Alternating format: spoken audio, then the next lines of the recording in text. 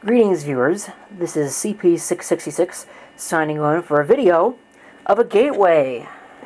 Yes, a Gateway laptop. Now, Gateway is one of those brands that I've not really seen a whole lot of. In fact, other than this machine here, the Profile 4, which I've actually been forgetting about over there, and the E1400 that you may or may not have seen in a recent video, I have never owned a Gateway computer. It's been something that's been on the back of my mind, particularly the early 90s machines. Those are somewhat interesting to me. But I've never really felt the need to run out and go find a Gateway computer, so I never have. This is at the thrift store. They initially wanted $34.99 for this, and I was not going to pay $34.99. No way, no how. It's not worth nearly that much. It is packing some interesting stuff, which we'll take a look at in a minute, but again, it's not worth $34.99. It's an old system, so...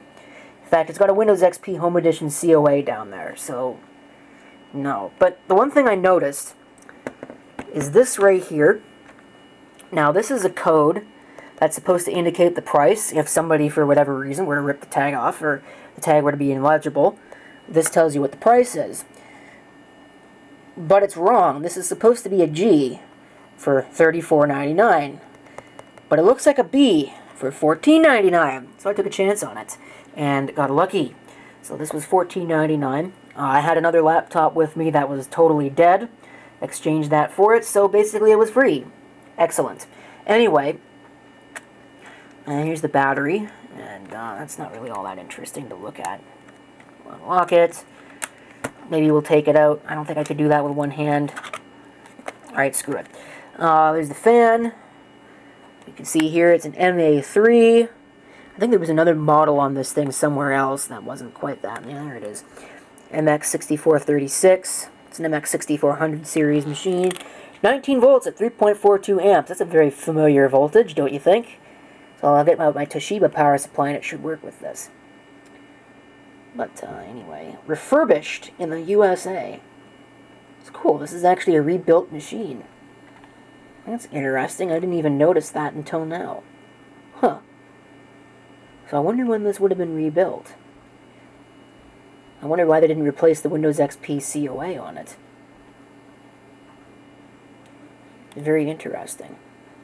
Either way, there's some more stuff over here. Online support. Of course, that's been taken over by Acer now. They became part of Acer Group.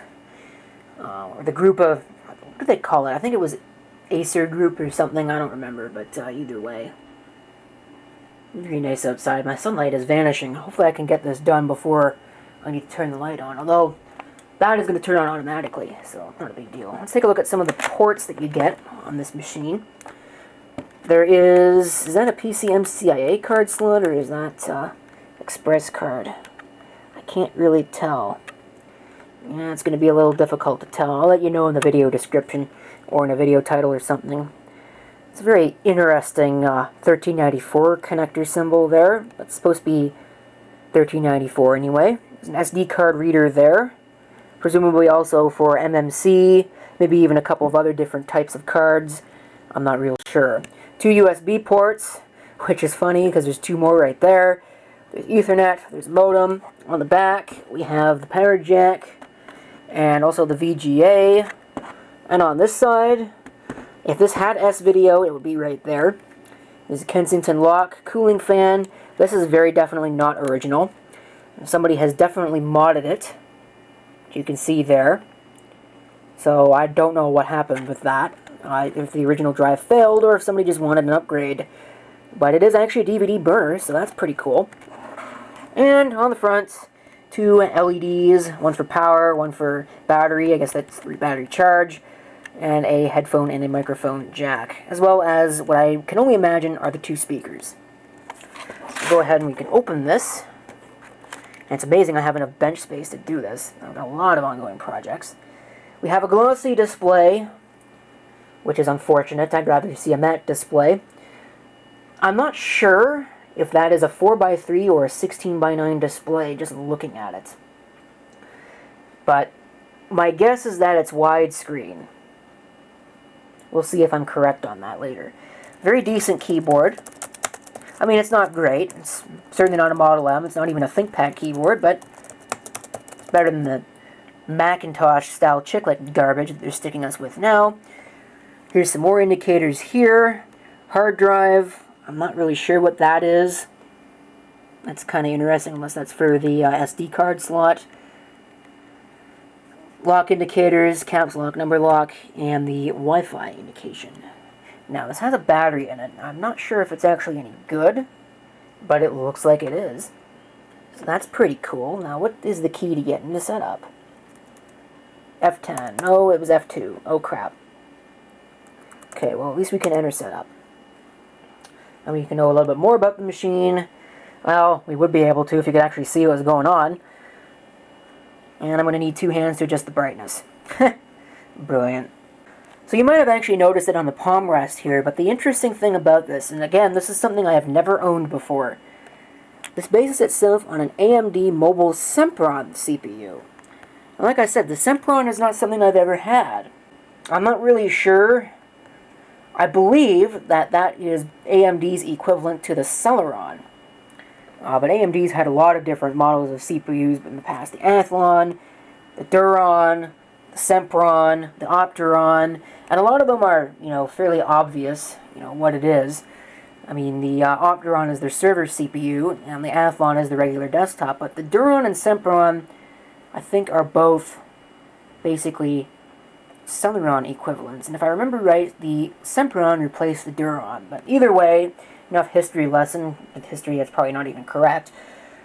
It has a 2 GHz Sempron CPU, 128K of cache, which basically gives away that, yes, this is very definitely a budget CPU, very budget CPU, in fact. 512 megabytes of memory in 1 slot, so that can certainly be upgraded. I'm curious if it takes DDR or DDR2. I guess we'll find out. Might even upgrade it in this video. I don't know. But it's got a, looks like an 80 gigabyte Hitachi hard drive, possibly 100 gigabytes. I guess we'll find out if it has anything still on the hard drive. I'm amazed the hard drive is still included, because usually they remove those kinds of things from computers these days at thrift stores because of data security. Because, of course, people can't be trusted to, wipe their drives when they get rid of something. Anyway, so what has this been boot into? Certified for, designed for Windows XP and Windows Vista capable. We all know what that means. Completely incapable of running Windows XP. Whoa, hold on a minute. Did I just see what I think I saw?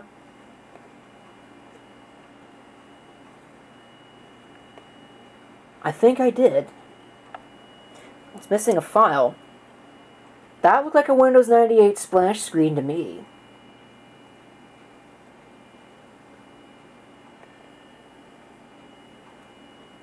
That is Windows 98. What? It's... Really, it is Windows 98. Why would somebody... I am speechless right now.